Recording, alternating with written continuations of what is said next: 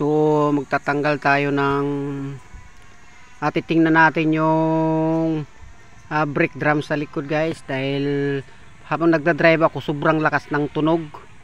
Tinitest drive ko, pinapacheck na may-ari, makapit naman siya, sobra naman siyang kapit, kaso lang may tumutunog pag tinatapakan ko. So tinatanggal ko muna itong pinakaihi niya, kasi hindi mo na kailangan tanggalin yung 6 na bolt dyan, yung malalaki. Ito na yung kukuhanin pagka nag-check ng brake drum. Yan o.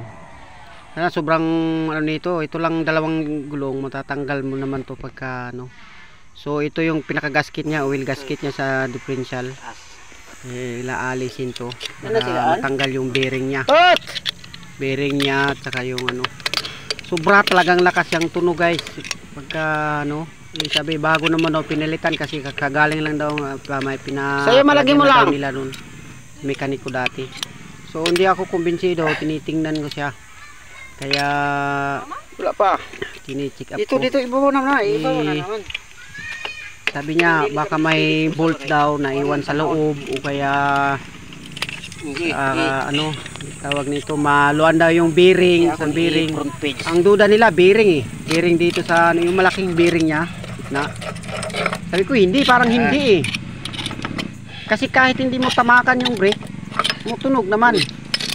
Dapat pag kuan lang, lining lang, ito tinamak saka tutunog. Kaya titingnan ko kung ano talaga.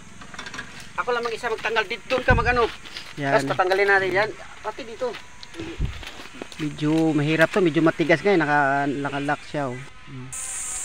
Nakalock siya. No. Yun, malapit ko natanggal guys. Ayan. Yung pala oh, wala talagang ka-lining.